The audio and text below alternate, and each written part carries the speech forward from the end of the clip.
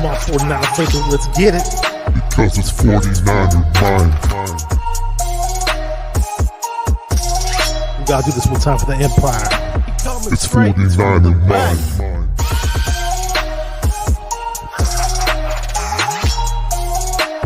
It's 49er mind. We gotta get that brick by brick real quick. 49er mind. Yeah. Yo, we can't listen to them haters, man. 49er mind. We from the Bay. 49er mind. We them San Francisco 49ers. 49er mind. We got that red and gold blood inside us. 49er mind. Ooh, yeah. Freak out. Yeah, I'm looking right into the video scope, And this is Macho Man, #1 Macho Man impersonator, past, present, future, yeah. And I'm here to tell you, you are watching 49er Minded with Bashar. Yeah, the cream of the crop. Dig it? What is up, everybody? Welcome to another edition of 49er Minded. This is the first installment of the 49ers versus Dallas Marathon. I'm going to be doing a series of videos this week. And my guest is going to be Niner Gang Podcast, not from Niner Gang, the Niner Gang Podcast, Niner Deon. You guys might know who he is. If you don't, check out the video description. In the video description of this video, we have all the links to his social media. And got a new look today, got a new camera going, so hopefully it looks good on your end. Just going to say what's up to some people in the chat before we get started. We got Kenny up in the Pacific Northwest. He says, yo, let's whip them cowgirls. D Sizzle, if you don't know who he is, you got to check him out. He's always on Real Talk Niner Talk and doing his funny stuff on his own channel as well. Says, I'm waiting to see a Sea of Red on Sunday and a motherfucking win on Sunday. David McNew says, hi, Bashar and Deon. Let's beat them cow patties. We got Don Suave says, yeah, stay 49er minded, free cap. That's a whole other story. Tanya Sayhouse says, hi, Bashar, first time on here. Love your intro song. Thank you very much. Appreciate it. Young Creeper Roberto says, what's up, Bashar? And let me bring my guest on, Niner Deon. What up, Deon? How's it going? Hey, what's going on? How you doing, man? Doing great, man. We actually, people don't know this, but me and Deon actually crossed paths before at the 49er tailgate versus the Kansas City Chiefs' preseason. Yeah, it was Trey Lance's debut, so that was a whole lot of fun. Oh yeah, man, it was definitely a whole lot of fun just in general to be able to meet up. And then with one of the people in the chat is Tanya, not Tanya. She is. You know what? I've heard somebody say Tanya before too. I wasn't sure if it was and that's the way she pronounces her name. But yeah, man. We just crossed paths at that Kansas City Chiefs game. That was me and Silverado Kev. So shout out to Silverado Kev, man. He was there. It was my first time ever at Levi's. I never got a chance to go to Candlestick. So that was my first time ever at Levi's, and it won't be my last. But I make it a point now to starting last year, every time the 49ers come and play Arizona, I'm going to be there. Guaranteed. That's where I'm at. Is everything okay in your neighborhood? I hear some sirens. Oh, man, bro. Maybe it's a Cowboys fan. It's a Cowboys fan. Look, they drive them to the hospital because they're having heart attacks, realizing they got to face the 49ers. That's why you hear things like that. Exactly. Yeah, so, you know what? It looks like we got a spammer in the chat, so let me take care of that. I don't know what he was typing. Those little bots, like they I don't know how they magically appear on a consistent. Yeah, I didn't even understand what he typed. I knew it was something weird or something stupid. But Silverado Kev was also at that tailgate. Awesome guy. First time I got to meet him after knowing him on Facebook for maybe like 7 or 8 years or something. So yeah. I knew him way before he even got on the live stream. So yeah, that was good to meet him. Great guy. Yeah, so hey, thanks to everybody in the chat for alerting me about the spam alert, just in case I didn't see it. You know, I saw what was going on, but I wasn't sure what I was all about. But let's get right into it, because let's have people get to know who is Niner Deon and what's Niner Deon all about. The voice and the face behind Niner Gang Podcast. Tell us about your journey, how you grew up and you ended up becoming a 49er fan. How did it all happen? So when I was a kid, man, I'm your typical kid, man, single mother, growing up in Los Angeles, California. I'm an '80s baby. I was born in '81. So, when I was a kid, my mom used to teach me sports by allowing me to pick colors. So she would start with that, and then she would go with names of teams, tell me who people were, stuff like that. And it was 1985, man, and I saw Montana throw a TD pass to Jerry Rice, and I asked my mom, "Who's that team?" And she said, "That's the San Francisco 49ers." And I was like, "That's my squad." And she told me from that day forward, she said, "If that's your team, you ride with them, whether they suck or whether they're great." She said, "You stick with them. You never turn your back on them." And I've never, ever turned my back on the Niners. I've been frustrated. I've been upset. I've been angry. All of us have had our moments, but that's just basically what it is. And then with the podcast thing, man, it's more so a passion of mine. I do it because I love it, and it's something that I've been wanting to do for years. And I just have fun on my channel, man. Some people look at me and they say you're crazy. I get people that sometimes will tell me that I'm a sore winner or a sore loser or sore everything, but I look at it as I'm passionate, man. And, I always state this is not that I hate Jimmy Garoppolo. I just don't like what he does. And I don't care for all of the screw ups than the build up to the win, because it always confuses people and it puts people in a hole where they're like, they forget the man had 3 turnovers this past game. Everybody seems that slips their mind because we drove down the field and won the game, when the game winner was actually on Ambry Thomas. That was how we won that game, because Jimmy drove us down the field. We didn't score. We kicked the field goal. Had we scored, we win the game, but we kicked the field goal.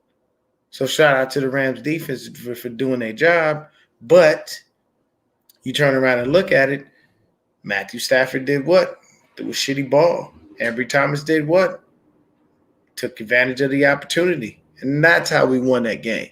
So when everybody gives like Jimmy a ton of credit, I try to look at things from a whole perspective while people get caught in the moment. And then they look and they go, "Man, look what he did. Look what he did. Look what he did." And I'm like, so we just supposed to forget the rest of the crap? And then the usual suspects come around. "Well, every quarterback has a bad game. Look at what this one did. Look at what that one did." My thing is, I'm not worried about any other quarterback because I don't care about any other team unless you're my opponent. And then I only care about you because I have to face you. Other than that, the minute we win or lose that game, you're out of my mind. You know what I'm saying? And it's strictly a simple situation for me where I will look and I will say, Jimmy brings a lot of negatives. We're 2-8 when the man throws an interception. This is not a good record.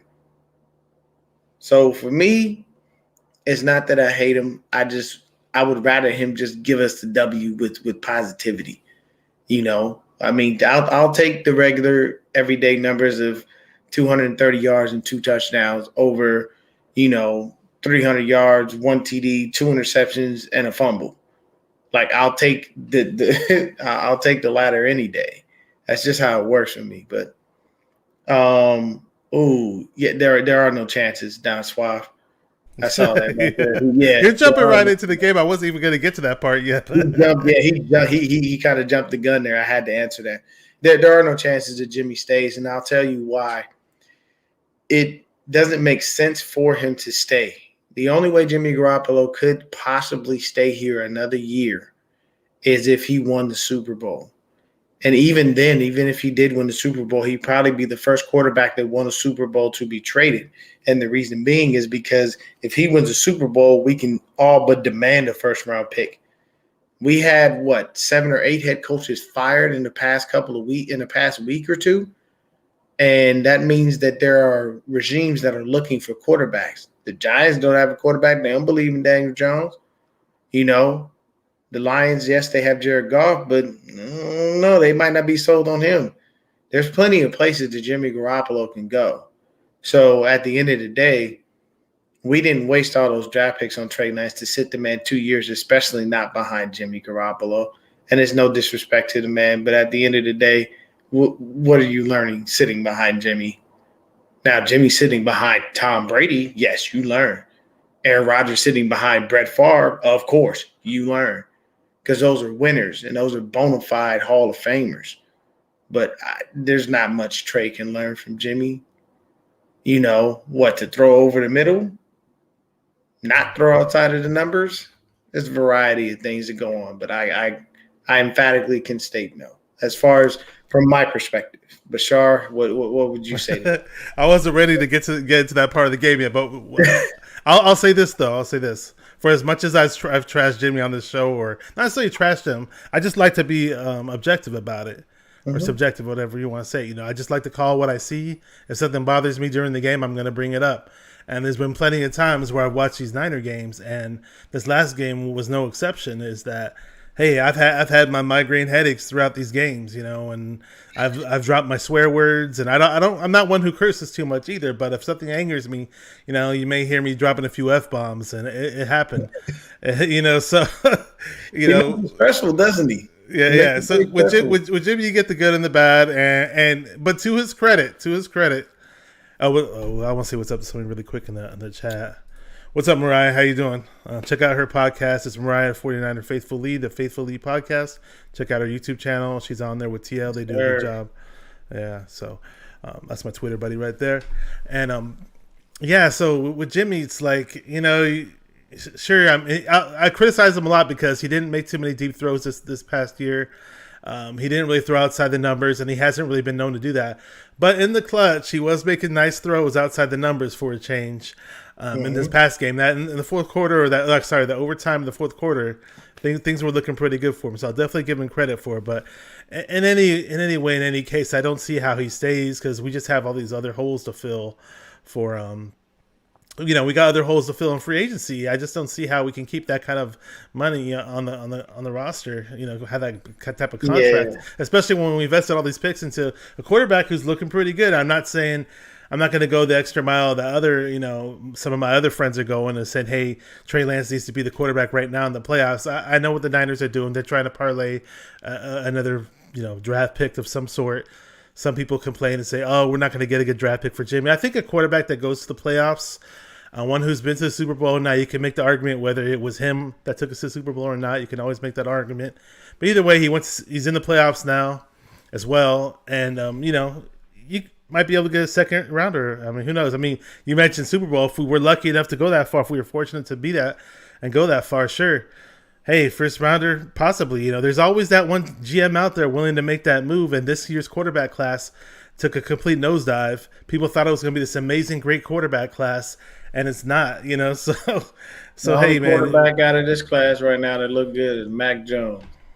And that's only because the team around him. Well, I'm saying the upcoming quarterback class. Oh, no, it's hot garbage. It's exactly. So therefore, we do kind of have some leverage, you know. So we'll see. So let me see what's up to Joey Mahoney. I think you met this guy over the tailgate with me. Says, "What's up, Bash? What's up, Deon? You had me on your show a couple weeks ago. Oh, you were Mahoney was on your show. Mahoney. Joey Mahoney. Yeah. I don't know. I honestly do not. Maybe in the chat. I don't know. Maybe in the chat. He probably might have been there. Yeah. Mm-hmm. You bring up D Sizzle's comment because which one? The big one? Yeah. Okay. It says like Jimmy. Go ahead. But not a killer till you get in trouble. Can't be like that. Be a killer all the time. Now this is perfect for a little sidebar before we get right back into what we're really supposed to be talking about. This is the comparison between Michael and MJ and LeBron and Joe Montana and Tom Brady. So the issue is early in his career, LeBron wasn't no killer. He still isn't a killer. Like MJ wanted to rip your throat out and watch you die in front of him. And for the record, you're a Lakers fan, right? No, I am a diehard Bulls fan. Oh, you're a Bulls fan? Okay, my bad. I knew you're from LA, but yeah, I know it's very typical. Okay, now you do sound like a Bulls fan because the whole MJ argument. But I'm with you on that. But and then look at what happened. It was like, and at the same time, you look at MJ. He went six championships. He ain't lose not one. LeBron has went and he's lost. Same thing with Tom Brady. He's went and he's lost. The only difference between LeBron and Tom Brady is Brady's a killer. Brady wants to rip your heart out, and he will do it if he chooses to. Like, see, for me, it's a respect thing. You have to have that mindset. And honestly, I can tell you right now, everybody loves 2-Minute Jimmy. Like 2-Minute Warning, man. Hey, look, I don't know what the fuck it is. It's probably because he doesn't have to process. He just he thinks a lot. I think his thinking process is a lot less. Yeah, he just moves. It's more on impulse. It's more on impulse, probably. Yeah. And he works like that, and I can honestly say I appreciate that. But yeah, man. So Joey says on your show, Deon, I requested to join your show. I was on camera. It was a few weeks back. Yep, I definitely wanted to show. I got to go back and check this out. I missed that. Yeah, Joe's cool, man. Usually when people ask me, man, I bring anybody on, bro, because my show, I'm free. I just do whatever, and I kind of, sometimes I literally wing it, man. I'm unfortunately very impromptu. That's good. That's good. Hey, I am too sometimes. Speaking of which, we got Elijah Mitchell. What's up, Elias? Elias says Elijah Mitchell is going to kill the defense of the Cowgirls on Sunday. Do you agree with that? I hope so. I hear their run defense is bad. So this is what I will say. From what I've seen, the Cowboys give up 115 yards per game. They gave up 150 yards rushing to backups for the Eagles. There was not a starter in the game. 150 to backups? Man, if we got Elijah Mitchell, he's seriously going to murder them. All we have to do is run the ball down their throat. And I'm going to tell you right now, this is going to be the situation. That's exactly what he's going to do. I do believe that Kyle is going to do that. The only thing I will say, do not coach scared and don't coach to win. Kyle, from me to you, find your inner Bill Belichick, step on their throat, and watch the life go from their eyes. You cannot coach not to lose. You look like a sucker when you do that. You need to be out there trying to rip their heart out. And I need you to watch their lifeless body fall, and I need you to squeeze that heart and let the blood splatter everywhere. Like Mortal Kombat, right? Mortal Kombat, bro. Yeah. Like, and I know these are crazy analogies, but I'm saying you have to have that kind of mindset, man. Because perfect example, 2019 halftime. What's John Lynch doing? Super Bowl. Yep. Why? Call a timeout, Kyle. Because John Lynch says, call a timeout. We're playing Patrick Mahomes. We cannot give him any room. I was comfortable with the lead. Did you watch Patrick Mahomes in the 2019 playoffs? The man was getting broke off every single time. And you know what happened? He came back every single time. Don't remind me. I do not. I urge anybody competing against a young man like Patrick Mahomes, give that man no room to breathe. If you up by 50, you need to be up by 60. The only way you're going to win that, I'm telling you, just don't give him any time. So we got 49er dude in the house. He's in the chat. I've had him on my show before. He's a rapper. Has a song called 49er Fresh, one of my favorite 49er rap songs. He performed over at the tailgates over at SoFi, a.k.a. Levi's South. It was rocking and rolling there, man. I was gonna upload a video of one of the big plays that I forgot to do to show you guys, but I'll probably do it tomorrow. What's that? Were we not deep in there? I wish I was there, man. It looked like a home game. He was there. When Matthew Stafford says, it was hard for me to hear in your own stadium? Wow. I'm surprised they didn't go the silent count at one point in time. In their own stadium. That would have been sad. So 49er dude says, yo, Bashar, congratulations on your 49ers, bro. Hey, congratulations to all the Niner fans out there, even you. All of them. So, man, everybody. And what's up with Teron Lewis? Oh, no, sorry. I always get his name wrong. I don't know why. Teron Lewis. So maybe it's the way it's spelled. It's Teron Lewis. Yeah. Yeah, he's over there with Mariah and the 49er Faithful League podcast.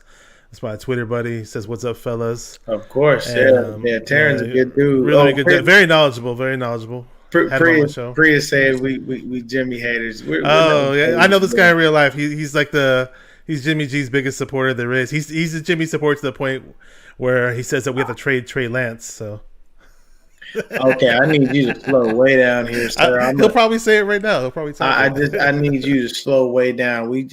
There would be no point in doing that. The only, you know what, I'll tell you right now. The only way I trade Trey Lance, only way, is if it was for Aaron Rodgers. If the Packers Honestly, came to me, I hate Aaron Rodgers, so I wouldn't do that because I'll tell I don't you like this. Aaron Rodgers. He's been crying from day one to come home. He been crying. He wants to, and they know what we do to them in the playoffs. Whether it was Kaepernick running all over their ass, whether it was just Raheem the Dream Mosterati just ridiculously using his wheels to kill them. That was like one of the worst things I ever saw in my life. Is to watch them just get battered and destroyed like that. I was at that Kaepernick game with my brother. That was the last game I went to with my brother, actually, because my brother passed away, but rest his soul. But that was a great experience going that game. And R.I.P. to your brother, man. My condolences, man. Yeah, but we kind of steered away from some of the questions I was going to ask you, which is fine because I like going off schedules. I like going off schedules as well, and it makes it fun. The chat takes me away. The chat takes me away too. It does the same thing, and I appreciate everybody in the chat today. Even if I don't agree with some of what's being said, it doesn't matter. Various opinions are great; they're always welcome. I don't want everybody saying the same thing, then that'd be boring. Mm-hmm. So, anyways, so we all know how you became a Niner fan, but what was you said you'd never been to Candlestick? I got that part, but what was the first 49er game you attended? Do you remember where it was, or who was playing, or who won? Yes, it was actually here. It was in Arizona, at State Farm Stadium. I went like a good neighbor. State Farm was there, right? I think it was 2009 or 10. Troy Smith was our quarterback. That's how far. Oh my gosh, Troy Smith! Yes. I'll tell you about Troy Smith in a minute. Go ahead. We did beat them too. Okay, good. The funny thing was, it was a buddy of mine I was working with, and I had just moved into Arizona. Buddy of mine I was working with, his ex-wife. It was his wife at the time, but his ex-wife was a diehard Niner fan, and he's a Cardinal fan. So he hit me up and said, "Hey, man, I got these great, ridiculous seats. Do you want to go to the game?" And I was like, "Hell yeah." I was like, "How much?" I paid him, I gave him whatever he needed for the seats and everything. The greatest thing was it was a sea of 49er fans and Cardinal fans. We were all in the same boat. All we did was drink beer and talk shit. Nobody fought each other. Nobody took it seriously. We dapped each other up after the game. Everything was copacetic. But it was such a fantastic experience, man. And to be that close, I want to say I was about maybe 5 rows up. It was beautiful, man. Yeah, I need to go to a game in Arizona one of these days. I need to make a point. I remember almost getting kicked out of the game too. Because this was when we had Anthony Davis and he was holding. Oh my God, he was holding. And I kept yelling, "Davis, Davis."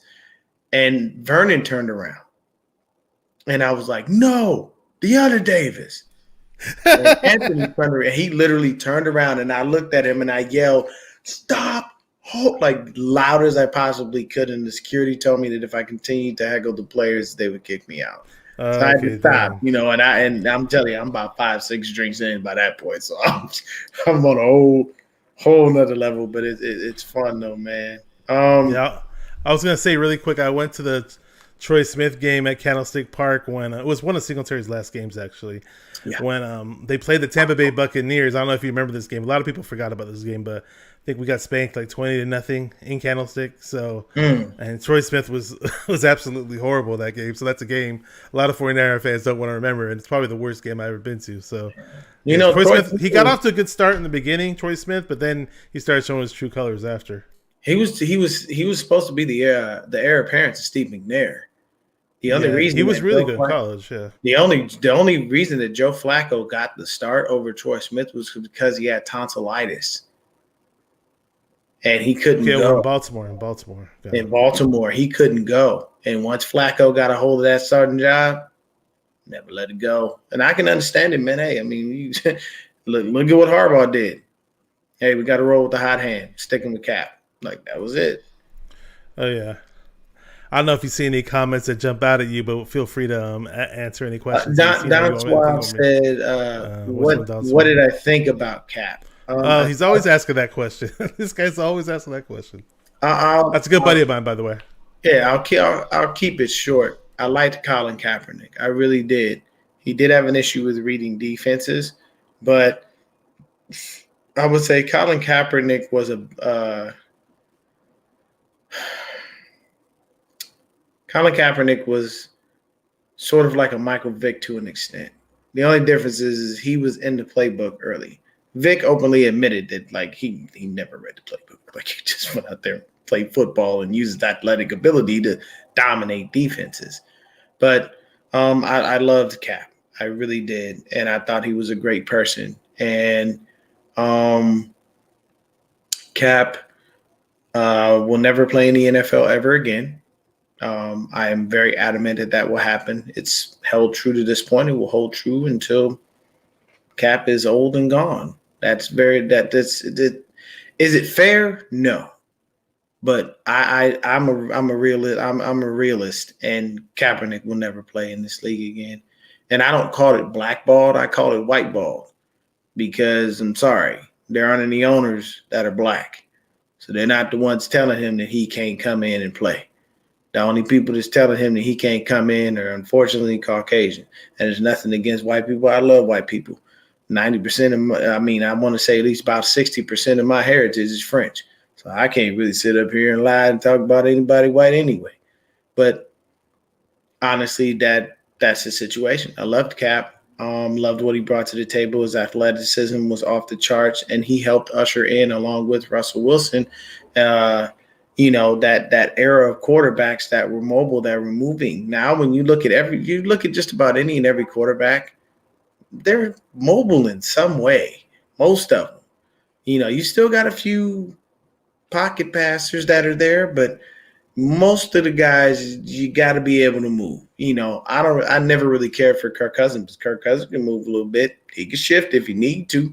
He ain't gonna stand there and just get sacked. So that I feel that Cap was, and he's a great human being. The only thing that I will say is I don't like the fact that he doesn't speak. And I mean this because though a lot of us as Niner fans do not care for Stephen A. Smith did one thing that nobody else did. Actually, no, I take that back. There were other people that did it too, but he was the first one. He offered the whole 2-hour segment to Colin Kaepernick to come and explain what's going on, where he is, what's happening, all of that. He never heard from him. That I didn't know about. I'll say this about Kaepernick. In the beginning, I was really hyped up about him, obviously. And then my only thing with him was that he kind of he got good to a certain point, but then he never got better beyond that. Like you mentioned, the whole one read thing or whatever. He got stuck, yeah. So he kind of got stuck there. So, but other than that, he was tons of fun to watch. We had, I told you one of my best memories was, him running all over the Packers and throwing all over the Packers, and I hate Aaron Rodgers. So hey, that was a great game to be at, That made your day then. yeah, definitely. Let me catch up with this guy, good buddy of mine on Twitter, Fazil, really good guy, very knowledgeable, very passionate about the Niners. Says let's smack the Cowboys this weekend. Says I catch him in Spaces a lot. Yeah, he's on the Spaces too. Yeah, he goes on the Spaces. He has a lot to say on there. I found here we go. Priya's game. I wasn't lying about this. Says I'm gonna go tell Coach to trade Trey Lance. Can't wait. Well, hey man, I don't know what universe you're living on, but that's not gonna happen. Yeah. I know you have a better chance of winning the Powerball, I think. Right? Look, he's the funny thing. The one thing I'll say to you, man, is I love your candor. But what I'll tell you is that Kyle Shanahan is tied to Trey Lance forever. That's his pick. Yeah, it's so funny because it's like I don't know, not just the stuff I hear on Spaces, but the stuff I hear, all the speculation, all these 49er conspiracy theories coming from 49er fans. Oh, Kyle didn't pick Trey Lance. John Lynch picked him. John Lynch didn't pick Trey Lance. Kyle did. And it's all these things like it's almost the point where they make it sound like nobody wanted Trey Lance and nobody picked him. Look, somebody on the Niners had to pick him. Otherwise, we wouldn't have swung for the fences and got rid of all those picks to get him. That when we got Jimmy around that time, Kyle wanted Kirk Cousins. Everybody knows that. There's no mystery about that. and John Lynch led him to Garoppolo, and Kyle had to suck it in, and that's pretty much what he's had to do this whole time. So then with the whole Lance thing is like, hey, he finally got his guy. Yeah, sure, we're playing Jimmy now, but because he's got a freaking $27 million salary, there's no way an NFL team is going to sit there and hold on, and bench a guy like that. I think they may have tried to trade him. He had a no trade clause. He still does. The trade deadline already passed, but I think now's the time that that once the offseason comes around, hey, he made another. He's in another playoff run right now. So, like you said earlier, his stock may go up. Now we can trade him. But yeah, that's just the whole Jimmy Trey thing. We all know Trey's here to stay. Even John Lynch in an interview with Mayoko pretty much said that Jimmy's not going to be back here next year. I don't know why people are still discussing this. It's pretty clear, man. And I think a lot of people that support Jimmy Garoppolo are really banking on. They're looking at things at face value. Look at his record. He wins. Does he win? Because there are lots of times where people will, like Kyle will come into a post-game conference and make Jimmy Garoppolo seem like he was the greatest thing since sliced bread. And the next thing you know, he's like, yeah, he drove us down the field. But then when you're watching the game, he didn't drive you down the field. He threw the ball, and there was a ton of yak after that. Like, there's millions of times I've seen Debo just go apeshit insane. Like in the Tennessee game, Debo's just amazing this year. He's on a whole nother level. The young man is literally an anomaly for a defense to figure out because you don't know what you're going to get. Why is he in the damn backfield? Why did he throw a damn touchdown? Why is he catching a touchdown pass? Why is he so hard to tackle? It's literally a bunch of whys when it comes to him. And Tanya did say that. She said we got the greatest conspiracy theory. Yeah, we really do. It's only because our coach blatantly lies to us on a consistent basis. Yeah, he does. It's better than any soap opera out there. What's going on with the Niners? Man, turn it into a reality show. Oh yeah. We should have been on Hard Knocks this year. We've been the best Hard Knocks ever. And the beauty of it is that from what I saw from Trey Lance, I appreciate everything that the kid has done this year. And the one thing that I can tell you right now, for you, Prius, your quarterback never takes responsibility when he screws up. He continually blames the team. He don't take no responsibility. Why Trey Lance lose that game against Arizona? And it wasn't even his fault because that was one of the worst game plans I've ever seen in my life. And I was at that game. So why he come up to the podium and say, I need to do better? He blamed himself. He took responsibility for what wasn't done on that field properly. But Jimmy get up there, it's a tough team loss. It's a tough one. I don't know what to say. Bro, what is all that? Why are you stumbling over your words? You a grown-ass man. You've been a football player for 8 fucking years. You didn't learn nothing from your counterpart in Tom Brady? You don't know how to conduct a goddamn interview? Come on now, brother. I thought you were smarter than that. You said, now look at that. Put that last comment up. There's a little there. From Prius? Yeah. So Lance isn't at fault for that loss, but Jimmy's to blame for his few losses. Lance is a rookie. Lance, no. Few losses. No. There's definitely more than few. See, here's the thing. Look at how many turnovers Jimmy has in comparison to touchdowns this year, or his career as a Niner. It tells you everything. He has more turnovers than touchdowns in his Niner career. Let me tell you this. When Jimmy went on that 5-game win streak in 2017, when he first got here, he had more interceptions than he did TDs. People don't even notice that part. And for what you said right there, you saying, Lance, I just told you that the young man took responsibility. So, yes, he was at fault for not being able to get in on the goal line. But we only were down by 7. And there wasn't anything that we could do to be able to win that game. But I'll tell you, you could say the Texas defense is trash and all that other stuff. at the end of the day, they're still an NFL defense, and they gave us a run for our fucking money. If you forget, Trey Lance did not have the best first half. No, he did not. But that second half looked a lot better. A lot better. So Texas defense is trash and Owens hurt early. What about all the rest, injuries we had? the rest okay, Lance hold big on. time. Okay, Bashar, you can go ahead and get to your I know. It's starting to become a comedy show. I'll make this last point. I can't. The refs don't ever help us in our house. Ever. We don't get no love at home. Anybody who watches any home game for the Niners know that every call goes for the other team. We can't get no love in our own house. Because if you remember this last game, Sean McVay runs into the end zone celebrating with his team. That's a flag, sir. 15 yards. What are you doing? Get off of the field. Stay on the sidelines. Why are you celebrating with people? Oh, I know what happened. Because you finally feel like you're going to beat Big Brother. Second half comes and you start to look a little more shifty. Things get crazy. Overtime comes, then you lose. Oh, so sad for you, Sean. So sad. Oh, man. There was something that Taryn Lewis... Actually, Kenny had a question in the chat. I'm going to scroll up to it really yeah. Yeah, Kenny, a good buddy of mine, says, question, what do you think of our chances in the playoffs? What do you think about that? Iffy, man. It's real iffy. We could beat Dallas. We could not beat Dallas. It's very iffy, man. I don't know. I don't know how far we can go in the playoffs with the team that we have currently presently constructed. I mean, to be honest with you, I hate to say this, but we go as far as Jimmy will take us.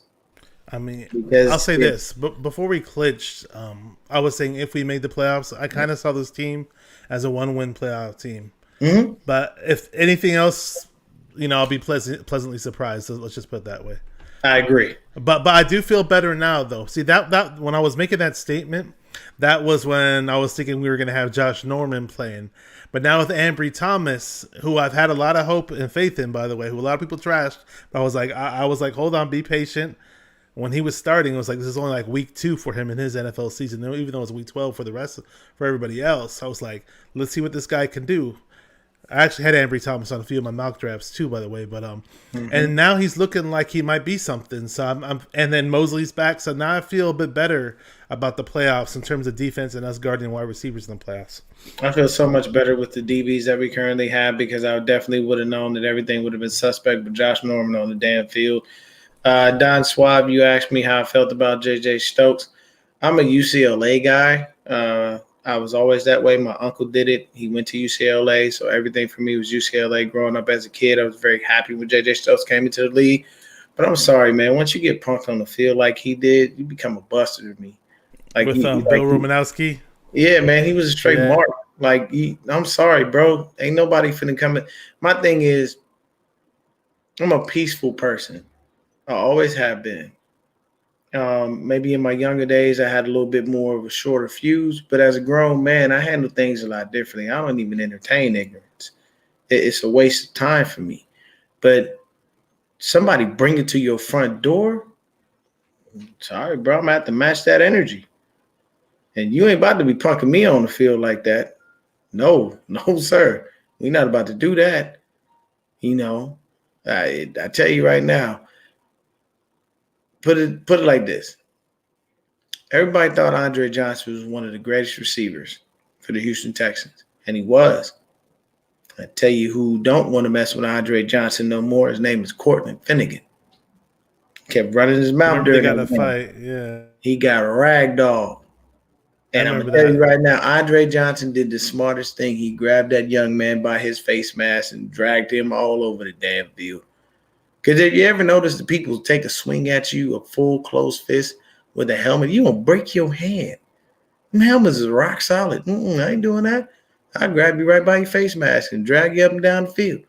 But yeah, I mean, Stokes was all right. He was all right. I was excited about the Stokes draft pick when we made it because I remember he was this big time, flashy wide receiver. Yes, more so in the previous season than in the season that he got drafted in. But I was like, okay, cool. We're trying to prepare for the future. But Stokes was just never what he was hyped up to be. He was all right. He was decent. He was all right. But we got lucky because we drafted T.O., in the middle rounds. So we definitely got lucky with the whole TO thing. We love And it because we get lucky with little schools. Because T.O. came from Tennessee Chattanooga. And then Jerry was what? Mississippi Valley State? Mississippi Valley State, yeah. But he was so slated to be Jerry Rice was slated to be a first rounder, so it wasn't a surprise. But either way, it's like, who knew? Yeah, nobody comes out of that school, Mississippi Valley State before Jerry Rice came exactly. from there. Yeah. And there's no disrespect to that school. It's just, these are facts. It's like, who knew about North Carolina before Julius Peppers came along? North Carolina was known for basketball. Known for basketball, and he was a basketball player too. Anything he played hoops at North Carolina. Oh, he balled too. Yeah, he was really good. That's a large human being. He needs to stay on the football field. He was like a power forward. I wouldn't want to see him on the court. Hell no, too big. He dug right over me. That's for sure. Kill you. Yeah. So there was something I missed in the chat that I wanted to bring up. I don't know, something that caught my eye. TL. I'll just call him TL. I like calling him TL rather than his full name. It says his full name. Usually I read the full name. I know it's TL. He says, at Prius, why do people praise Jimmy for being the Jaguars, but Trey gets no credit for the Texas game? The Jags are much worse. Oh, you got him. Terrence, look, Prius go keep going, bro. He go keep going. He thought it was I don't even worry about it. As far as Jimmy takes us, that's all that matters is what he says. Look, and to be honest with you, he's correct. That's as far as we're going to go in the playoffs. I mean, right now, that's our quarterback. So, Trey's not going to get any run right now. That's our quarterback, and we unfortunately have to stick with him. I subscribe to the fact, period, point blank. I've said this, and I will never come off of it. I would not be sad if Jimmy Garoppolo never put on the 49er uniform again, and Trey Lance was a starter for the rest of the postseason. I don't feel – we're 10-7. I feel like we could have got to that point with Trey Lance as a starter. And he would have gotten valuable time in, and he would have had great rapport. See, the thing that happened in the Cardinals game was they didn't put in the right people. If you're Trey Lance, who do you throw the ball to? Trent Sherfield, Juwan Jennings. He didn't have Kittle that game. He didn't have Kittle that game either. Yeah, but he didn't throw the ball to Kittle. He was running with the scout team. So he's throwing the ball to Ross Dwelly. Oh, you're talking about the scout game. So my thing is, if I'm a head coach, I'm going to play to my quarterback's strengths. Oh, and by the way, I'm going to give him the receivers that he needs. Juwan Jennings was inactive for that game. Travis Benjamin was active. I never liked Benjamin this year playing receiver at all. I don't even like him on returns this year. He's not what he used to be. But my thing is, what does Travis Benjamin bring to the game? Nothing. Is this guy serious about why Lance? I don't even understand his comment. Is this guy serious about why Lance lost in Arizona? Yeah, Lance lost in Arizona. He always brings that up. Yeah, Lance lost in Arizona because of a shitty game plan by his head coach. That was Kyle's fault. And also they said that his Matt Miyoko revealed. Yeah, and he said a month ago his finger wasn't fully healed. Too. Yeah, his finger was messed up for the preseason. Yeah, so Prius, if you're paying attention, if his finger was messed up, then you need to give him a pass because I'm 100% sure you gave Jimmy a pass. Hey, I'm not saying this to you, Prius. You're my friend, but I will say this to everybody that doesn't like what Trey Lance brings to the table and isn't going to be happy with Trey Lance being the quarterback and isn't going to be happy with Jimmy G being shipped out. I'm going to say it right now. You guys are more than welcome to follow Jimmy to whatever team he goes to. If you feel that strongly about not wanting Trey Lance to be our quarterback, I'm dead serious about this. Hey, at the end of the day, the door, look, ain't nobody holding a gun to your head saying you got to be a Niner fan, okay? If you do not want to remain faithful because that's what we call ourselves, you can go ahead and cheat on us with whoever Jimmy goes to. I don't care. Goodbye and good riddance to you. Because at the end of the day, this team, and this came from one of my guys at the locker room rant. Shout out to them, my boy John V, and him and his buddies do that. His buddy Tony and his buddy Nick. Tony said it best. We are used to greatness, and we are. Do you know that we were 5-0 in Super Bowls before we lost these previous two?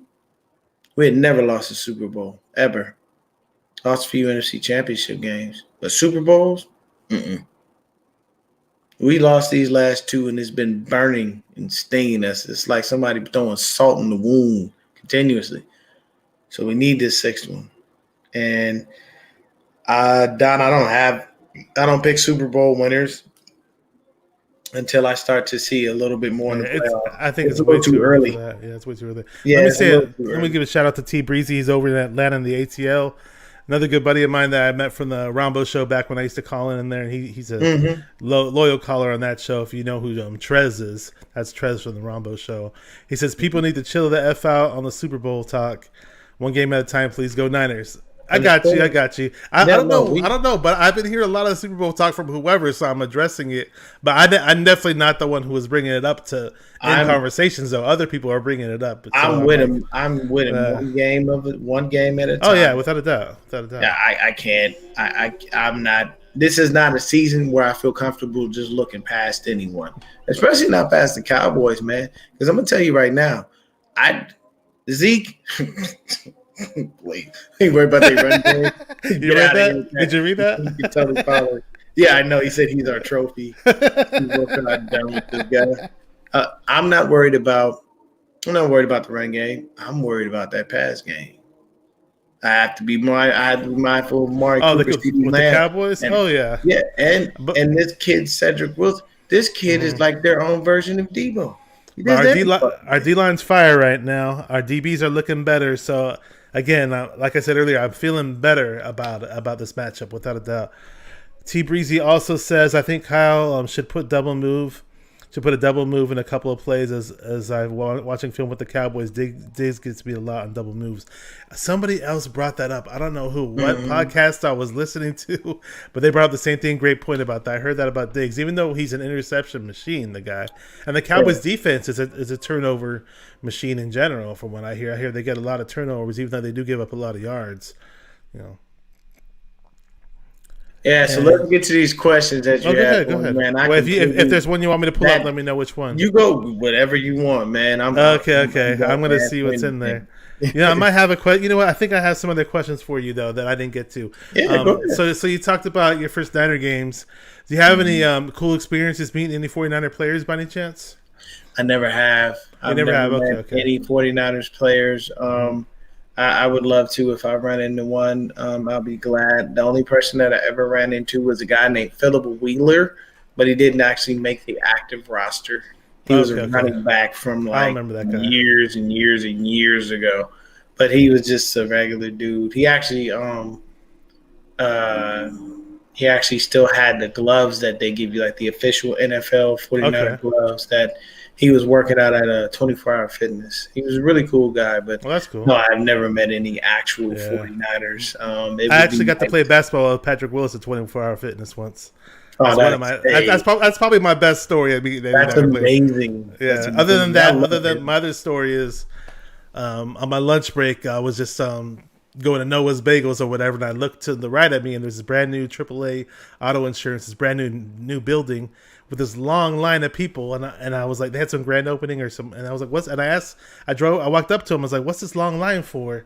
And they're all, Dwight Clark signing autographs today. I was like, Dwight Clark signing autographs, and it was on my lunch break, so I just stood in line and I waited, and I grabbed my Niner, lucky I had my Niner hat with me. I grabbed my Niner hat, and I waited about 20 minutes or so, and Dwight Clark signed my hat and took a picture with me, and then I was just telling him that, my cousin used to sit right next to you over at Candlestick, and I was like, hey, was Dwight Clark fun to sit next to? He's like, yeah, man, I shared my nachos with him. I just told him that story, and Dwight Clark laughed, so I was like, okay, cool, I made Dwight Clark laugh, so it was a good experience. Dope, man. That's awesome. I wish I got to see the catch live. I was alive when the catch happened, but I wasn't even a Niner fan back then. I was watching cartoons and you're just a kid. I did meet an NFL player, though. I did meet Terry Bradshaw. Okay. Oh, well, that must have been a good experience. He seems like he'd be a good guy to me. He seems like he's funny. He is hilarious. Yeah, he's funny on TV, so that's cool, man. Bro, when I tell you he's a jokester, bro, he is seriously his wife is one of the sweetest people on the planet. She's so cool. Nice. And like when I met him, I was like I had like a fanboy moment, and then like I kind of came back into reality, and I was like, man, it's so nice to meet an NFL legend. He goes, me? Nah, man, I'm just an old fart. I was like, I'm looking at in my head. I'm like, bro, you won 4 fucking Super Bowls. The hell are you talking about? Yeah, and then, so he's humble. Yeah, he's very humble, man. But he's such a nice guy. He used to shop at a store. I used to work for a grocery store in Beverly Hills, and he shopped there. Man, there was a lot of stars I met Well, in that's that cool. place, bro. Oh, I'm sure you met everybody there though. Other Oh, than that, yeah, not Niner players. Yeah. I met I several was gonna say stars. I used to work in comedy, so I used to mention Terry Bradshaw being so funny. There's a lot of comedians that are really funny on TV and movies or whatever, but when you meet them in person, they're jerks. They're not nice people, and they don't crack jokes when you meet them. I don't know. It's one thing that's weird about the stand-up comedy field, but don't get me wrong. There are some cool ones that I've worked with and I've met, and they're really nice. Yeah, I met Dave Chappelle twice, and he was really, really, really cool and funny in person. But yeah, that's a whole another topic. And I love his comedy. Oh, Dave Chappelle's awesome. And my thing, the number one thing that I miss about comedy is comedy being exactly what it is, comedy. Well, on that note, Dave Chappelle doesn't care if he watches. And that's why I like Dave, because he doesn't care. We have so many restrictions now because people are so soft nowadays. You can't say nothing about nobody. Like, it's a joke. The key point of a joke is for you to laugh and, not take it seriously. It's not for you to be up in arms and be offended by every single thing. And that's what kind of sucks to, in today's times, man. But yeah. What other questions did you have? Oh, yeah, my questions are all over the place. That's okay. So what was your first Niner jersey? Do you remember what your first Niner jersey was? Right here. Navarro Bowman.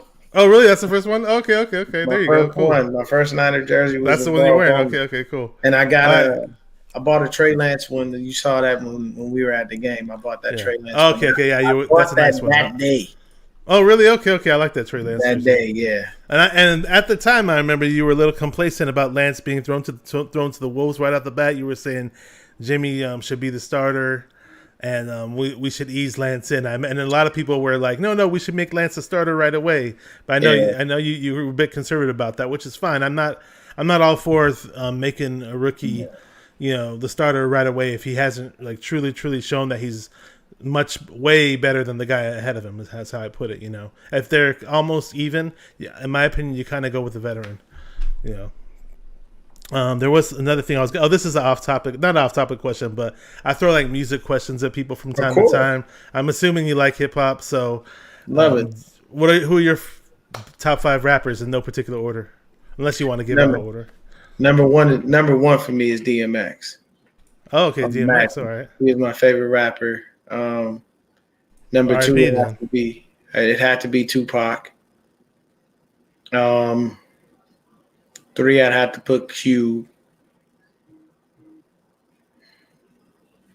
4th, I have to go with Uncle Snoop. I met him on several different occasions. Really cool guy. He's really nice. And he sounds exactly the way he fucking sounds when he talks. Oh, yeah. I can imagine. It's so hilarious. I can imagine. Yeah. 5. There's a Compton rapper named Problem.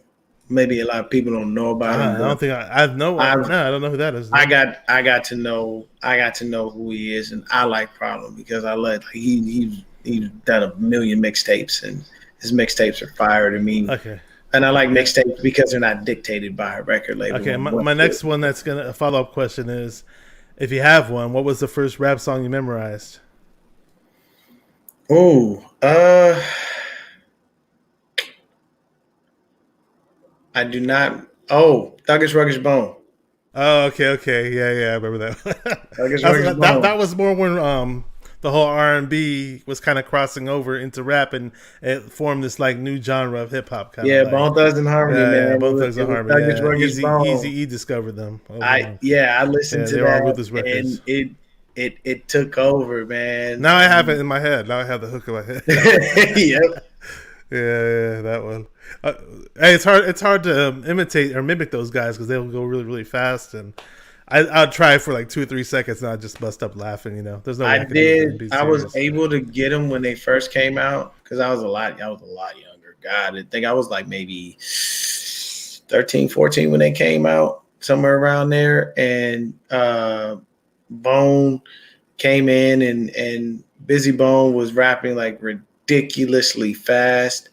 And what I would do is I would just continually like listen and rewind the tape because this was when they still had tapes. Yes, Taryn, I do like Twista. Twista is dope as hell. He's one of those rappers. I love rappers that can have a fast rap, but you still are able to understand what they're saying.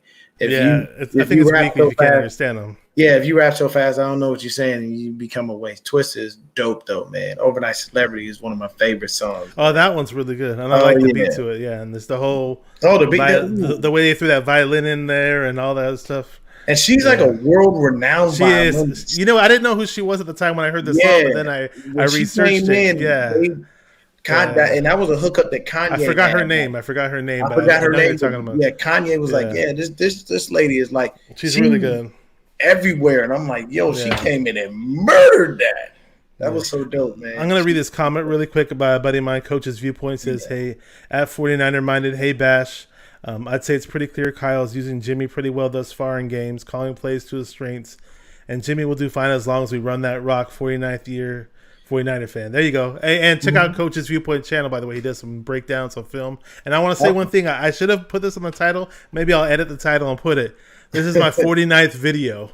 Oh, that's awesome. So this is my 49th video. So maybe that's a good sign that we beat the Cowboys. So hey, man, any signs that we beat the Cowboys are good. But if you have anything you want to add to that comment, or no, man, he makes perfect sense. He's been doing that since Jimmy has gotten here. Coach's Viewpoint is on point, basically. It's exactly what he's been doing since he's been here. He's been playing to his strengths. He makes sure he does whatever he can to make Jimmy look good. And if we run the ball properly, then we don't have to. If people forget when we were on the road, and whenever we run the ball, nobody complains. Our players aren't selfish about numbers. We just want to win. We don't care how we get the W. We just want to win, damn it. I don't care if we run the ball 50 times. If it's working, it's working. If I'm gashing you for 10 yards a run, why on earth would I throw the ball? Especially when it's Elijah Mitchell, man. The way he's breaking tackles nowadays and with his breaking. Hey, that young man not been a welcome addition to the 49er family? You gotta love it. We hit it big with that guy. Free us out of your own one, bro. What's up? Wait, what's making you laugh? A comment that you just read? Trade. Is he still going at it? I wasn't even looking. I love this guy, man. I don't know, man. He's killing me with this stuff. There, I see it right there. He's killing me. He is, man. That's a dude that you'll have fun with, man, because he'll just keep going with you. Oh yeah.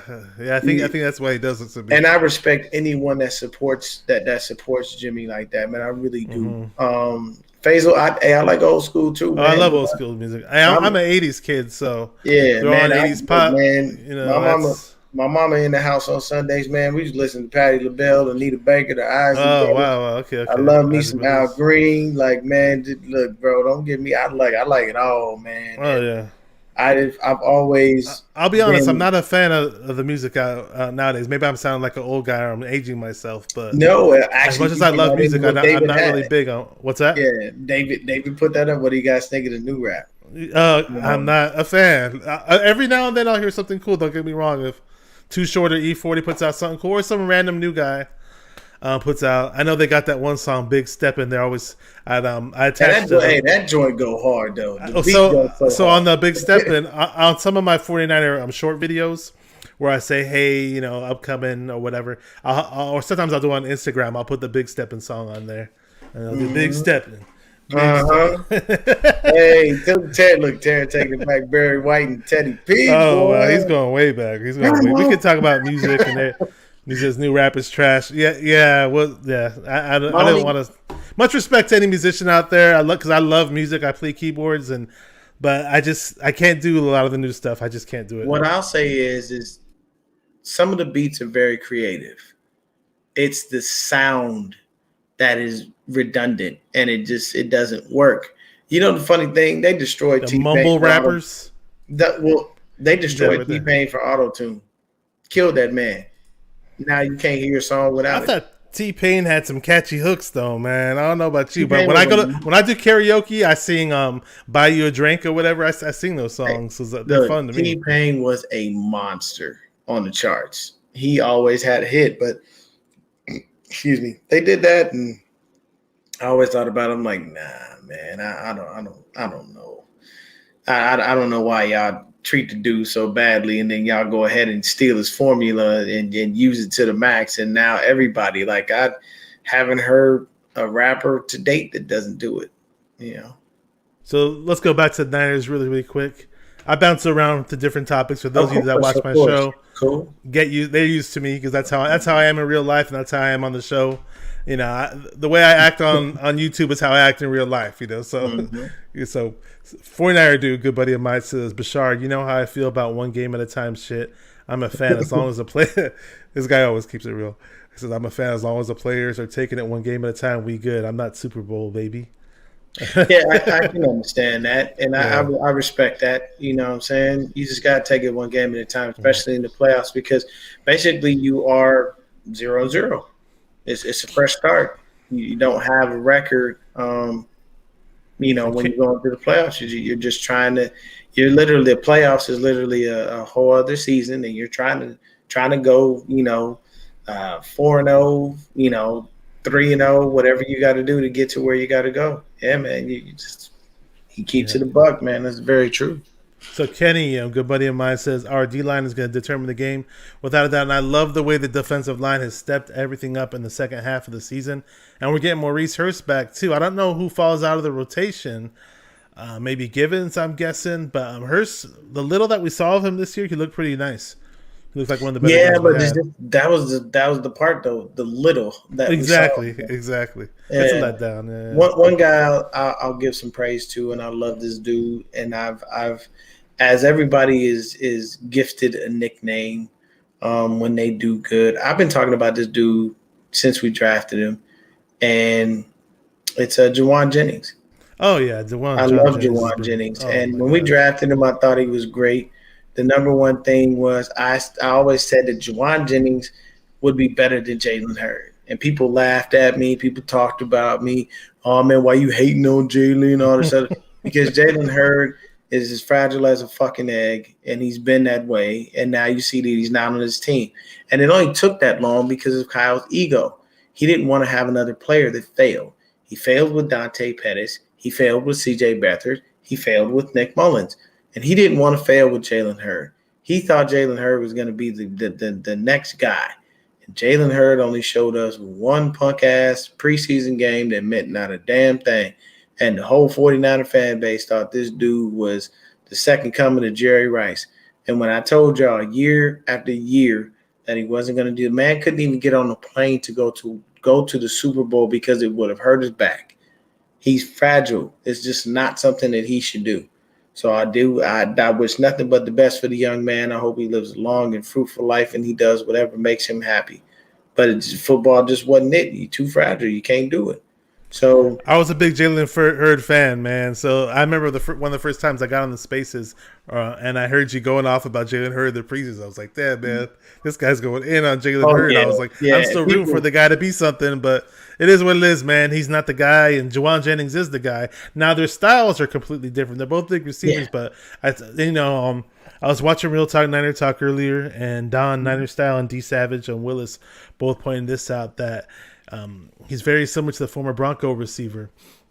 I don't know why I'm forgetting dude's name right now. Who you talking about, Brandon Marshall? Yeah, Brandon Marshall. Yeah, a lot of people. Yeah, so I'm thinking like poor man's Marshall. I don't want to say like he's an all-pro Marshall or anything like that. But let's just say poor man's Brandon Marshall. Yeah. I like him though because like he always shows up great for you in games, and when he did his thing, man, I dubbed him Juwan motherfucking Jennings. And I put the motherfucking in there in the middle purposely just so he has his own little thing. And I've been telling people about him since the beginning of the season. A lot of people know that. Like Taryn knew, when I was talking about Juwan from way, way back, because I've always said as long as the guy is healthy and you give him a chance, he can do some things. And when Muhammad Sanu went down and you started to see more Juwan Jennings, I was like, you know what? He's not giving back that spot. Muhammad Sanu can hang out. I know Sanu's a veteran, and Shanahan liked him, but I was all for having Jennings over Sanu. Oh yeah, I don't know. I mean, Sanu was just way past his prime. T Breezy over in the ATL. You guys may know him as Trez from the Rombo Show. Says Dallas will try to attack our secondary and watch, and they are not going to try us in the run game. They will come out throwing the ball. Yeah, I'm pretty sure they'll Of course, try that. I 100% agree with that, and I 100% anticipate that. I do believe that it is more feasible for them to go ahead and try to run the ball. I mean, try to throw the ball rather than run it. If they try to run the ball, it's going to be a waste of time. My answer is no. Says, would you give Antonio Brown a chance for the 49ers? Real talk, Sorry. Niner talk always has the button, and Niner style always hits it, and it's preacher probably. And it's hell to the no, No. to the no, No. hell to the no. Nope. Yeah, we don't need him. We got studs. We got Debo is a freaking. I don't know. He's a legend in the making. I think Debo. I've always special. maintained this. Antonio Brown's talent is never to be questioned. You can't find a receiver on the field that's that good, but he needs people around him to tell him no. And I think he's got a bunch of yes men around him, and that's why he keeps doing the shit that he does. Somebody around him, if your friend is your friend, they're able to tell you when you're wrong. I got a small circle that I mess with, maybe about 4 to 5 people, good homies. If I ask them a question and they know I'm wrong, they'll tell me I'm wrong. If I'm doing some shit and they know I'm wrong, they will go ahead and correct me on that. If they see me doing something, say I get money and I start acting stupid, they'll call me out on it. Those are good friends. When all your friends do is just yes man you to death, not good people. You need people to be able to bring you back into reality sometimes. And I don't think he has those people in his life. And if he does, maybe he's just not listening. But hopefully they. I don't know if he was still living with Tom Brady, but shout out to him. He did get a Super Bowl ring out of the whole thing, so I'm happy for him in that regard. Hey man, you got a free one, Yeah. And I liken Antonio to T.O. for one reason. Both of them were considered distractions at some point in their career, and it took T.O. forever to get into the Hall of Fame. It'll take A.B. even longer. Oh, yeah. Just because of the consistency and the antics. Because those people, they're not looking at it from – if you put people in the Hall of Fame solely based on numbers and you don't count what they do off the field, there'll be a lot of people in the Hall of Fame. A lot of people. But they don't do that. They look at everything as a whole. And what did you do to the game? How did you protect the shield? It's just how they work. Oh, yeah. Without a doubt. David McNew says trade Jimmy G. Yeah, we all know that's going to happen. So now he's saying trade Prius game. I heard that the Lions are looking for fans. He's going hard in the paint with that one. Wow. He's not holding back, man. My chat's always fire, man. My chat's always got all kinds of funny stuff going. I expect it. It's nothing new to me. I love these comments. Oh, my chat's always funny like this. Hey. So Fazil says Debo, Debo Ayuk. I love the trio, man. It's perfect. I love the fact. Yeah, I'm really excited about them three. I just want one more guy though next year in the draft. Now Sherfield looks like he could be a good deep threat. I mean, at least in the preseason he did. Haven't seen it in the regular season, but if there's one guy we could get, and Taryn, I think Taryn was talking about this as well. No, Jamal. I know Jamal was talking about, but I think Taryn might have heard me mention it too. Was that I'd like to get that guy Christian Watson out of North Dakota State. I don't know if you know who he is. I'm not familiar. I'd have to. I don't watch. I don't really watch that much either. I just pull up highlights. I will find highlights of somebody or I'll hit you up in your inbox. I'll send you a video. Yeah, one of my buddies will turn me on to someone like, yo, check this kid out or this or that. I love defensive backs. That's my favorite position in football. And it's just mainly because of Deion Sanders.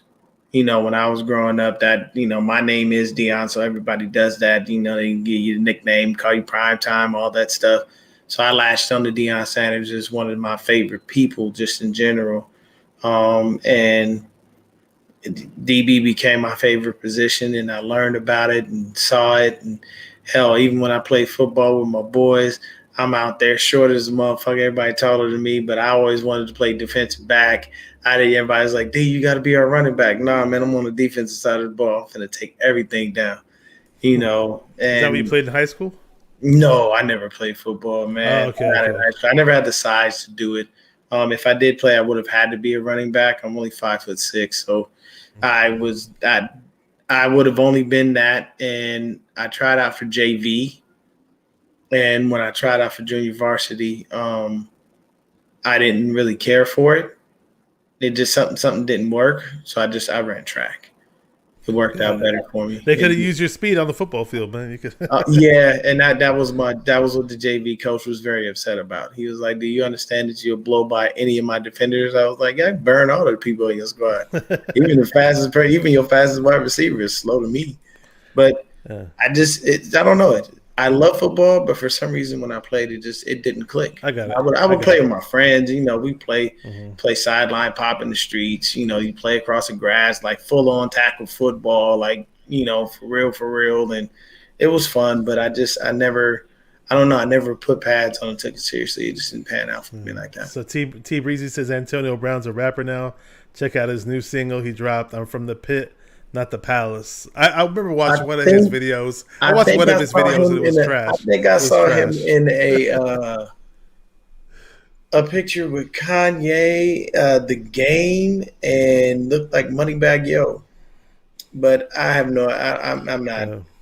Antonio, look, man, if your money is set up right and you don't ever need to play football or do anything, you go right ahead. Oh, that is a fantastic question. Don Suave is Alden Smith. Don't get me started about Alden Smith, man. I'll say this. I'll keep it short. I'm very sad that the young kid couldn't stay away from that bottle. Very sad. It hurts because he recently got in trouble too. Yeah. Okay. Did you see that interview with Joe Staley and Trent Williams? I did not. I missed that. Joe Staley and Trent Williams. Staley's daughter was, he said he was talking to his daughter about doing the interview. And his daughter asked the question, who was the hardest person for you to go against for Trent Williams? And Staley and him both said Alden Smith. I have heard Staley say that before in previous interviews. I do remember that. And Trent Williams said, now, do you understand Trent Williams is not afraid of anyone? If Trent Williams names you as an opponent that gives him a hard time, you really are doing something right. And it sucks because, like I said, he couldn't stay away from the bottle, and it hurts because you love the kid and you just want to see him win, man. You don't get dubbed the next Lawrence Taylor easily. That does not come out of people's mouths very quickly. You have to do things that are spectacular. The man had, I think, what was it, his first 3 seasons, he had more sacks than anybody? Something like that. Oh yeah, he was crazy. I went to some of those games too. Man. Yeah, he was insane. It was a lot of fun to watch him. It was tons of fun to watch him. I remember when we drafted him, I didn't even know who the hell he was.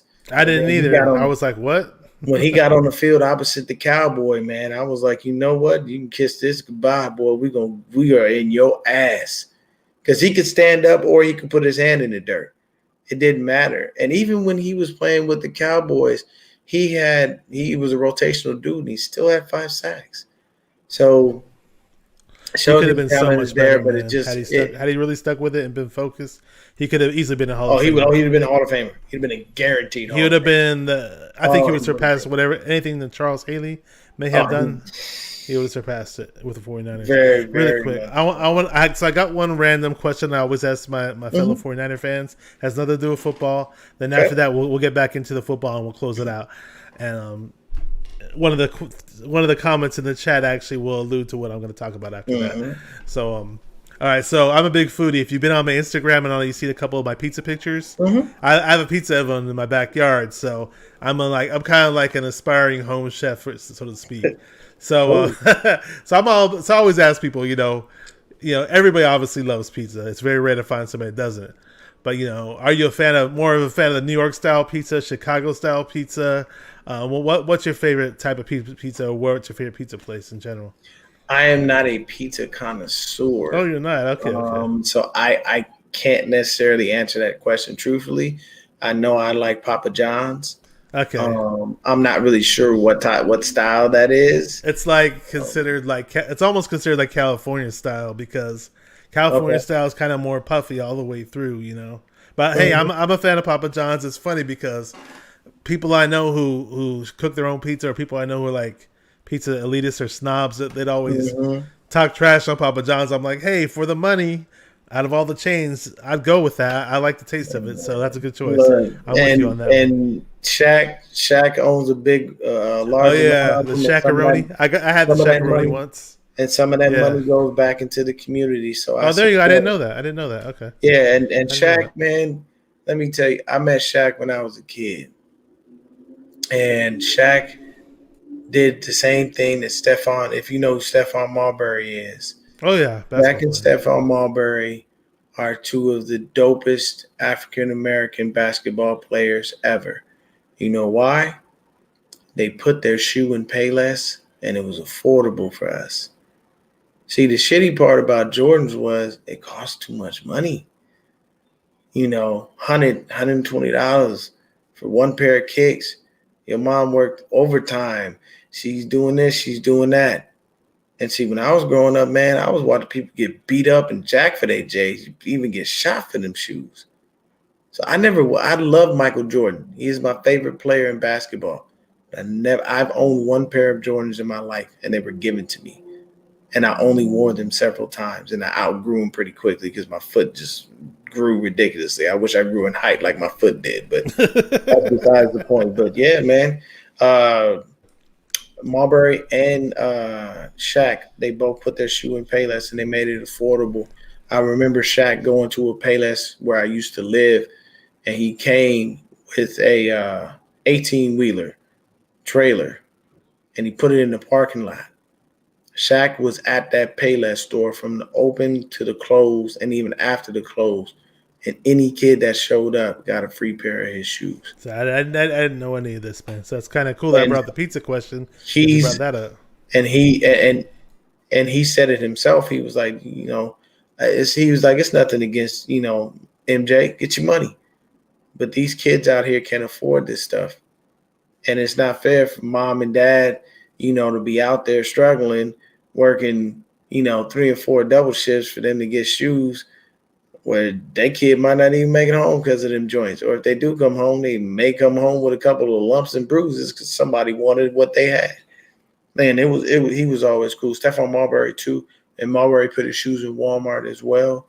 Cool thing about him is when he stopped playing ball over here, bro, he went overseas. He was like a god. I remember that. Like, I remember he went overseas. And they loved Stephon Marbury overseas. He was dope, man. But yeah, we got a KHY001. I see that. I see him. Yeah, we got a Cowboys fan. He's feeling himself in the chat. He's feeling himself. Yeah, Let's see. He starts off, says Dak is the better playoff quarterback. And that's proven by statistics. Okay, what else is he saying? He also said Micah Parsons is the next LT. I need you to slow your roll. Slow your roll. I know the kid having a good season, but it's the first season, man. He got to give me some more time for we get anywhere near the LT talk. See, Alden got that talk after a couple of years. Micah Parsons just came around. And now he says Dak doesn't choke, and you can see that in his stats. Went toe-to-toe with Aaron Rodgers, sent Russell Wilson home. Defense let him down against the Rams. I don't think stats necessarily show if you choke or not. Don't even put Russell Wilson in anything because the Seahawks were fucking trash this year. The defense was hot garbage, so I mean, I understand Russ is Russ, but Russell always running for his life because he has the worst offensive line in football. So, I mean, you can't tell me that much, you know. David McNeil says, keep dreaming. David, we ain't. David, you get at least outside of your division. You're 1-4 against playoff teams. Yeah, I was hearing that they didn't do too well against playoff teams this year. And this is fun. I was going to close it out, but this is fun that we got this guy here, man. Said David, we beat 2 playoff teams this year. Get your stats right. Dude, that's fantastic. Notice the rest of your wins came against mediocre talent there, buddy. Yeah. Oh my gosh. Now he says Jimmy has more interceptions and touchdowns in playoffs, so y'all trust him. Laughing my ass off. Oh no, we don't trust him. We drafted Trey. I said it. We drafted Trey Lance for you might be talking about Prius, but you ain't talking about us. Hey, but how will that look if Dak loses? This guy right here. How that look if Dak loses to Jimmy though? How would that look if Dak loses to Jimmy? KHY. Imagine a shootout between Dak and Jimmy, and Jimmy actually wins. That'd be hilarious. He'd never let it down. He would never. I would. Hey, KHY, I would be looking for you if Dak and Jimmy had a shootout, and that I would die. It would be hilarious. He said, "You're 6-0 against the NFC least, 6-5 against everyone else. Cow patties are overrated." He said, "Cow patties." Hey, do you have somebody threw up a score prediction in the chat? Do you have one?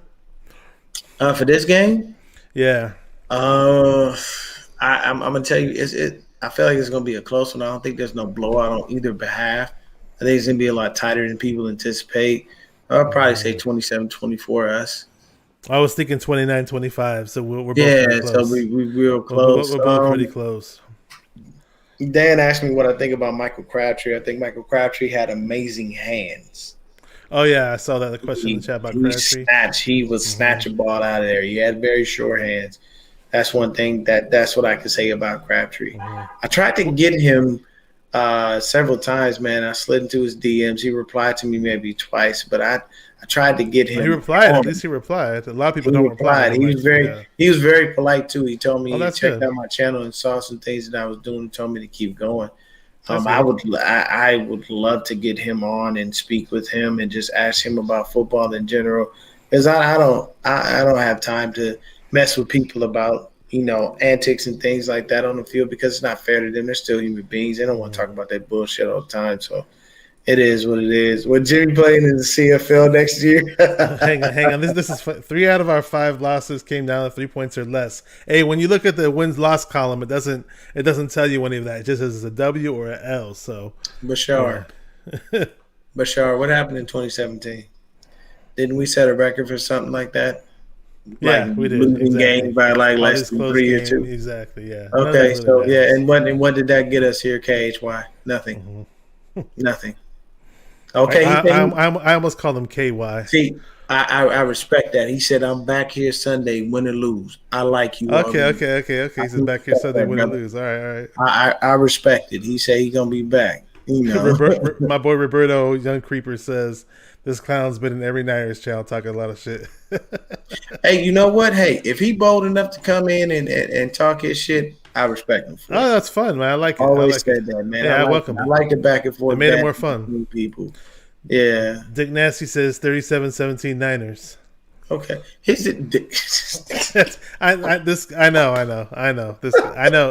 I know him in real life, and he always it is what it is, man. People get creative with these goddamn names. Oh, I know. I have a dude that Prius Game over here says we do trust Jimmy. Yeah, he did Prius trust Jimmy. That's why I say the only person trust Jimmy. Nobody trusts no damn Jimmy. Yeah. And Trey we trust. Well, for next year at least. Yeah. Yeah. So we're way past the hour mark. I said it was only gonna be an hour. And we hit and knocked out all the questions. We're both excited about this Dallas game. I'm going to be doing shows almost every day leading up to the game. So that's my little 49er Dallas Cowboy marathon. And I'm glad you're the first guy to be on here. My 49th show, Niner Deon from Niner Gang Podcast. If you do not know who he is, prior to the show, click the description box of this video. Has all the links to his social media, his Twitter, his YouTube channel, his Patreon's on there. So definitely follow him up, check him out. And are there anything that you want to close it out with? Anything that you want to talk about and future things you want to do with your channel, or just anything in general? I'm going to just keep doing more and more with the channel, man. Continue to keep doing it. I am a part of the Hive. My guys at the Red and Gold Standard, my guys with the Forever Faithful podcast. Just shout out to all the 49ers content creators right here, 49er Minded. This is definitely a good place for you to stop in and get information. Shout out to NBN, my guys at the Locker Room Rant, Nitty Gritty Niners, Breezy, Peachy, Fair, and Moles. I'm going to get Breezy on Saturday, by the way. Yeah. Oh, you got Breezy on Saturday? Yeah. Oh, for real? Friday. I was going to say Friday because Saturday's his birthday, man. Yeah, Friday. I don't think he want to do nothing on Saturday except for celebrate. Because Saturday, he said he could only get on in the morning, so I said, screw it, let's just do it Friday. So it's going to be like a late show, like maybe like 9:30 or 9 p.m., maybe 10, depending on when we can squeeze him in. Hey, man, at the end of the day, man, I just want the Niners to go in there and kick the Dallas Cowboys square in the ass. Because I hate the Cowboys with a passion. And I just want us to be, even if we beat the Cowboys and get put out the next round, I don't care. But yeah, David says the same thing, man. It's exactly what it is. So Priya's game is going to be there in the flesh in Jerry's world. He said, okay, Prius. Anyone there hit me up? Prius, if you watch Eric Crocker will be there. If you watch Nitty Gritty Niners, Wayne Breezy is going to be there. So if you watch both of those dudes, hit them up on Twitter and or Instagram. Eric Crocker is a very personable person, and so is Breezy. Hit them up. They will be at the game, and neither one of them are going to rag on you because you seem to love Jimmy's dirty draws. But, that's neither here nor there. I was going Nick from Nothing But Niners is also going to be there. I was just talking to him yesterday. Oh, okay. Yeah. He bought tickets at the last minute, and that's pretty awesome. Anybody who's going to the game, hey, I want to see that Niner take. I wish I was there, but hopefully we have a Niner takeover, a Sea of Red in Dallas, just like we did last time we were there. Let me just catch up on these comments really quick before I close out the show. David McNew says, go 49ers, F the Cowboys. Fazil says, great show, guys. Keep it up. All love, Bashar and Deon. What else we got? KHY001. I keep thinking KY whenever I see his name. He says Rams beat themselves. Oh my I think God. I'm gonna go Kai. I think that's what he's going for. I'm gonna call him Kai. He said good content. Deon, stay up. Appreciate you. Go Niners, great show as always, Bashar. Again, thank you, Deon. This show has been more fun than I expect. Not that I didn't think it was going to be fun, but it exceeded my expectations. We've just been laughing it up the whole time, talking about all kinds of 49ers memories, past and present, and you're talking about all kinds of other random stuff, enjoying the chatters. Chatters, you guys always make my show just as fun as anything, man. It just is, I love having great guests like you on. I'm very thankful that you came on here. I always hit my guests up spur of the moment from time to time. So just how it is. But again, thank you guys for watching 49er Minded, where we get into the minds of 49er fans. Keep repping those 49ers and stay 49er minded. Peace!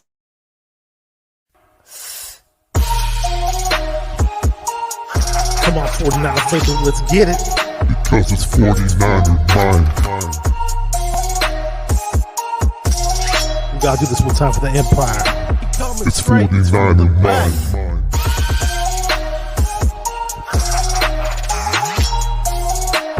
It's 49er mind. We gotta get that brick by brick done quick. 49er mind.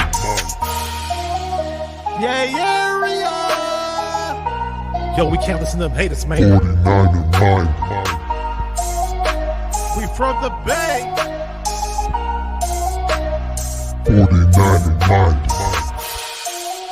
We them San Francisco 49ers. 49er mind. We got that red and gold blood inside us. 49er mind.